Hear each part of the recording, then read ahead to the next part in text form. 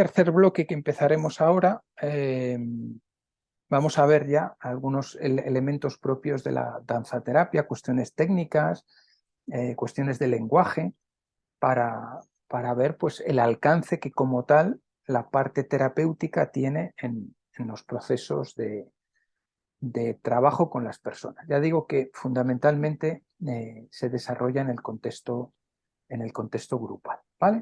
David, Entonces, sí, David, disculpa que te corte, una consultita. dime, dime.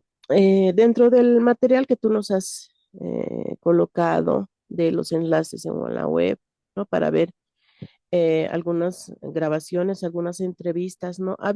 Bueno, hay una de Mihana Radfit, Ajá, donde Mirjana, ah, sí, sí, ella comparte, ¿no? Decía, yo he hecho el máster, pero hice cuando ya estaba preparada para ser musicoterapeuta, dice ella, ajá, ¿no es cierto?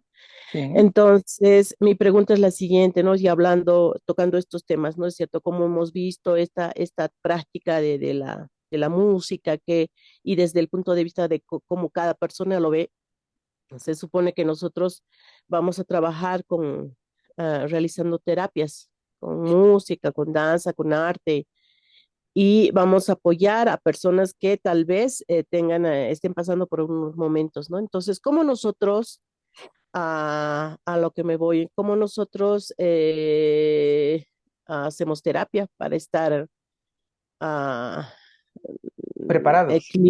sí, preparados para apoyar a otras personas que lo necesitan mucho más que nosotros? Ajá. Bien, Eh, eso forma parte de un proceso, ¿vale? Por eso la importancia de la preparación. O sea, si recordáis, en el primer día que estuvimos hablando, yo hacía referencia a que esto de la arteterapia, de la musicoterapia, no es una cuestión de técnicas, no es una cuestión de que yo aprenda a improvisar musicalmente, no es una cuestión de que aprenda a mezclar colores y que yo le prepare a la persona con la que estoy trabajando una serie de materiales y no sé qué, porque vamos a trabajar con una gama cálida, porque eso es la expresión de la pasión y del fuego y no sé qué. O sea, no se trata de qué es lo que voy a hacer, sino desde dónde lo voy a hacer. ¿Vale? La clave es en qué lugar estoy posicionado yo como ser humano para estar preparado para cogerte a ti, Mónica, de la mano y acompañarte en un tramo de tu vida para tratar de, imagínate que lo que tienes delante es un río y hay una serie de piedras que nos permiten cruzar a la otra orilla del río, ¿no? Y si tú quieres hacer esto sola, no puedes hacerlo, porque te da miedo la cantidad de agua que baja, porque las piedras están muy distantes entre sí, X circunstancias, ¿vale? Y con un terapeuta lo que haces es que te coge de la mano y juntos atravesáis esas piedras y por tanto pasáis a la otra orilla del río. Esto sería lo que sería hacer un proceso de terapia, ¿no? Es pasar al otro lado de la situación que sea, ¿no? Entonces, esto no es una cuestión de técnica, como digo, es una cuestión de que yo como terapeuta me siento preparado porque me he formado, porque me he desarrollado para acompañarte a ti en esta situación en la que tú necesitas pasar al otro lado del río, ¿no? A la otra orilla del río. Y esto, como digo, implica una preparación, pero una preparación humana. Por eso, yo, por ejemplo, a mis alumnos les hablo mucho de que eh, es muy importante como terapeuta tener un estilo de vida que sea acorde a lo que estás haciendo en terapia. Yo, por ejemplo, no puedo, o sea, si el lunes voy a tener sesiones de musicoterapia, yo no puedo estar este fin de semana de fiesta por ahí, acostándome a las 5 de la mañana y bebiendo y, como decimos aquí, desparramando, ¿no? Porque mi cuerpo, mi atención, mi capacidad de comprender y de entender lo que tengo delante, no va a estar en condiciones de poder prestar un servicio terapéutico, porque eso requiere muchísima atención, muchísima concentración, muchísima sensibilidad que no voy a tener. Mi físico no va a estar preparado para poder hacer eso un lunes por la mañana.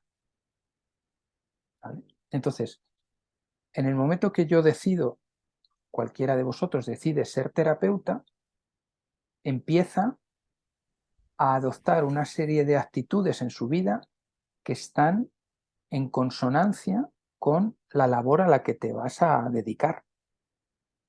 En otras profesiones da igual, ¿no? Tú puedes ser un funcionario de correos, de correos postales, y tú puedes, eso, irte de fiesta tal, porque el lunes tú vas a estar en una ventanilla cogiendo cartas y poniendo así unos tampones, unos sellos, y da igual, o sea, a las cartas no les va a importar nada. Pero, dado que en nuestro trato es con personas y personas a las que debemos guiar, debemos acompañar, debemos atender, eh, nuestro trabajo tiene que estar absolutamente sintonizado con, con esa labor, ¿no? Con esa tarea, con ese ejercicio de empatía, de estar comprendiendo lo que está pasando al otro lado, ¿no? Con lo cual, respondiendo a tu pregunta, una de las acciones que debemos hacer es cuidar nuestra mente y nuestro cuerpo para eso, porque esto implica respeto, implica cuidado, implica responsabilizarte del camino, del ir pasando por esas piedras a la otra orilla. Porque si yo no estoy en condiciones, los dos nos vamos al agua. Yo soy el primero que me voy al agua y como te llevo de la mano, te arrastro al agua. Clarísimo. ¿Vale? Entonces, eso por un lado. Y después, por otra parte, es la preparación. Y dentro de la preparación sí que está toda la parte técnica, ¿no? De conocimiento como tal, de saber, pues eso, si estoy en el contexto de la música, pues tengo que manejar los elementos musicales para poder usarlos, ¿no? Pero después está la otra parte de aprendizaje y de preparación a nivel interno. Yo me tengo que haber desarrollado a nivel humano mis habilidades terapéuticas. Yo no tengo que tener estorbos emocionales, por ejemplo, ni psicológicos, ni psíquicos, que me dificulten el acercamiento a tu realidad, a tu problema, digo tu problema porque estoy hablando contigo, ¿no? Pero bueno, al trastorno, a la enfermedad, al problema de la persona a la que vayamos a hacer esta terapia, ¿no? Yo tengo que llegar allí pues con todos mis problemas, entre comillas, resueltos, o los problemas más gordos que yo pueda tener como ser humano resueltos. Porque si no, ante una situación de dificultad que esta persona me va a manifestar, pues imagínate, problema de un lado y problema del otro, al final es una catombe, ¿no? Con lo cual yo tengo que llegar allí lo más neutro posible en este sentido, lo más aligerado de carga. Y por eso toda persona que va a hacer un proceso terapéutico necesita hacer un proceso terapéutico consigo mismo, haber pasado por un proceso de psicoterapia o de terapia por el arte, precisamente para eso mismo que tú vas a hacer con la persona, haberlo solucionado tú previamente en ti. ¿Vale? Esta sería como la lógica más cuidadosa de cara a ese trabajo que tú al que tú te vas a ofrecer, al que tú vas a aportar a la otra persona, ¿no? Es una de las bases éticas de la terapia, ¿no? Que si yo te voy a cuidar, yo previamente me he cuidado. Y me he cuidado en todos los aspectos. He cuidado mi descanso, he cuidado mi alimentación, he cuidado mi formación y he cuidado mi psique, ¿no? Estoy lo más organizado psicológicamente para no sumar a tus problemas los míos. ¿Entiendes? Sí, sí, sí, está bien, Y con entiendo. esto respondo a lo que me preguntabas. Así es, Ajá, está ajá. bien. Ujú. Sí, Mirjana, por ejemplo, es pianista, y digamos que en la entrevista esa ella y tiene como una visión muy trascendental de la vida y de lo que hace, ¿no? Entonces, ahí manifiesta que ella se dio cuenta que llegó a la formación de musicoterapia cuando estaba bien preparada. Y con bien preparada no quiere decir que ya estuviera preparada del todo, sino que estaba bien preparada para empezar su formación. Que eso después le ha abierto otras puertas, otras ventanas que ha tenido que atravesar donde ha aprendido otras cosas. ¿Vale? Pero llegó, digamos que todo se dispuso adecuadamente en el momento que ella estaba más preparada para poder integrarse a hacer esto, ¿no? Y eso le permitió profundizar en esos aprendizajes que en ese momento estaban a su alcance. Luego han venido otros aprendizajes nuevos en función de que ha superado otras etapas y que por tanto le han permitido llegar a otros niveles y así ir ascendiendo, porque todo es como una cadena acumulativa, ¿no? La formación de un musicoterapeuta, porque es muy transversal, es muy que de repente hace un taller de voz y en ese taller de voz no tiene que ver, o sea, no está pensado directamente para lo terapéutico, pero como tu foco está puesto ahí, pues ahí aprendes cosas de ti que después te las llevas a ese otro terreno, ¿no? O puedes hacer un curso de neurología de la música y ahí te están dando datos que te ayudan a entender cómo el paciente procesa ese input sonoro, ¿no? O haces un curso de gestión de empresas y no tiene que ver nada con la musicoterapia, pero te ayuda a entender cómo puedes abrir un centro de musicoterapia, ¿no? Porque te dice las claves legales con las que tienes que cumplir. Pues, o sea, es todo como verlo desde ese prisma e ir sumando etapas formativas o preparación, ¿no? Que es de lo que se trata, ¿no? Y a partir de ahí poder sumar, ¿no? Cuanto más preparados estemos a todos estos niveles, muchísimo mejor porque vamos a actuar con más garantías de éxito.